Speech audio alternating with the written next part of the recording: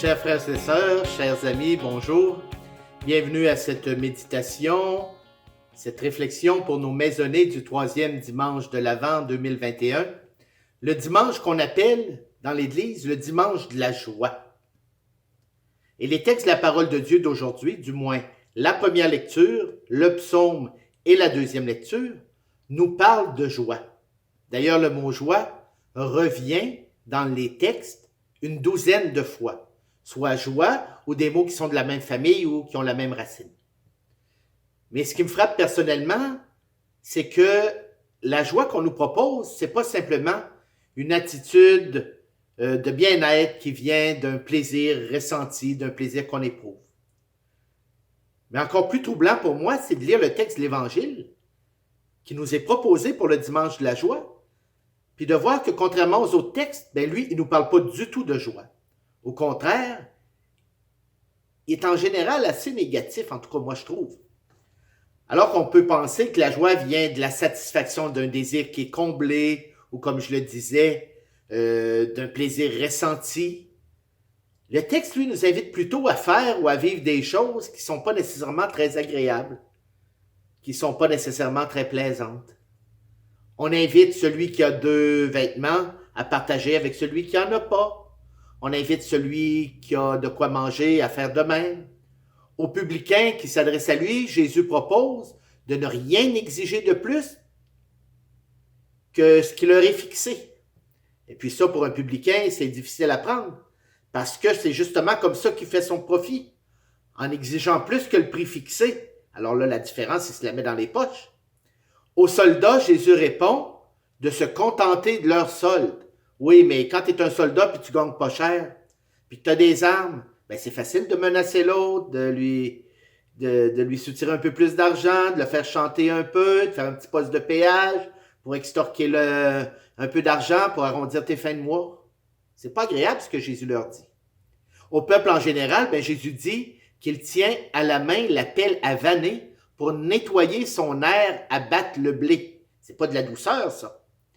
Et qu'il amassera le grain dans un grenier, mais attention, la paille, il va la brûler dans un feu qui ne s'éteint pas. Donc, rien qui semble bien joyeux ou qui semble venir combler un désir de bien-être personnel. Au contraire, certaines des choses dont parle Jésus paraissent plutôt désagréables. Et moi, ça me pose question. J'espère que ça nous pose question à tous et à toutes, parce qu'on nous invite à célébrer le dimanche de la joie. Alors, c'est quoi donc la joie du croyant? C'est quoi la joie de l'Évangile dont on nous parle tellement dans l'Église depuis quelques années? Parce que l'Évangile, c'est pas nécessairement un texte joyeux. La Bible, en général, n'est pas nécessairement un livre de textes joyeux. Il faut donc déduire que la joie de l'Évangile, ça ne veut pas dire l'Évangile de la joie. Ce n'est pas des synonymes. On ne peut pas inverser les termes.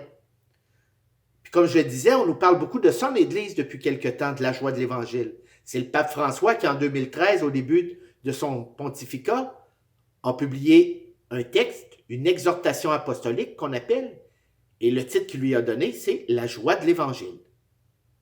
Mais le pape François lui-même, dans le texte, nous donne quelques pistes. Il dit, et là je le cite, « La joie de l'Évangile remplit le cœur et la vie de ceux qui rencontrent Jésus.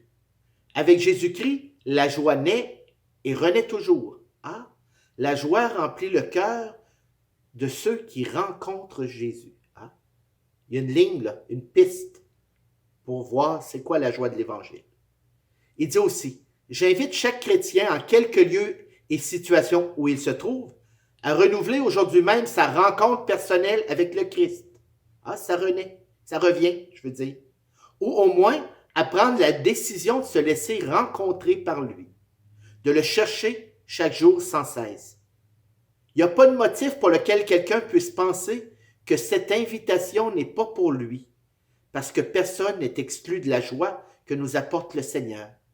La joie de l'Évangile, il la place dans la rencontre de Jésus-Christ. Il dit, il y a des chrétiens qui semblent avoir un air de carême sans Pâques. Un air de carême sans Pâques. Donc, des gens qui n'ont pas découvert que la résurrection après la mort. Cependant, je reconnais que la joie ne se vit pas de la même façon à toutes les étapes et dans toutes les circonstances de la vie, qui est parfois très dure. Mais elle s'adapte, se transforme et elle demeure toujours, au moins, comme un rayon de lumière qui naît de la certitude personnelle d'être infiniment aimé au-delà de tout. Ah, voilà une autre piste qui nous dit d'où vient cette joie. Cette joie, elle est comme une lumière qui naît de la certitude d'être infiniment aimé au-delà de tout. Ben moi, ces paroles du pape François, elles m'inspirent, mais elles me questionnent en même temps. On me parle de joie dans la parole de Dieu, on me propose un dimanche de la joie, 3 textes, 2 lectures et un psaume qui me parlent de la joie, mais l'Évangile lui-même n'est pas nécessairement joyeux, et tout l'ensemble de la parole de Dieu n'est pas nécessairement joyeuse. Donc la joie doit trouver ses racines dans quelque chose de plus profond, quelque chose d'autre que simplement la lecture du texte de la parole de Dieu. Quelque chose qui fait que même quand les circonstances de la vie ne sont pas elles-mêmes joyeuses, il y a quelque chose au fond de moi qui reste solide, une certitude, une constance, une lumière, une joie. Puis moi, les paroles du pape François m'inspirent parce que moi aussi, je découvre dans ma vie que la joie, elle naît de la certitude personnelle d'être infiniment aimé, au-delà de tout, dans la rencontre personnelle de celui qui est la parole de Dieu. Jésus-Christ, parole de Dieu, est ma joie parce qu'il est mon Dieu qui me fait vivre et que je rencontre et que je rencontre personnellement et de qui je vis. Voilà. La joie de l'Évangile, c'est la joie de la rencontre de celui qui est bonne nouvelle, Jésus-Christ. Et pour toi, quelle est ta joie? Où la puises-tu? En quoi est-elle enracinée, ta joie, dans ta vie?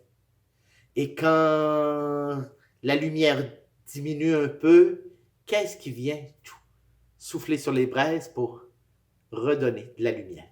Voilà quelques questions pour nous aider dans notre partage. Bon 3e dimanche de l'Avent, bon partage, Dieu vous bénisse et bonne route vers Noël.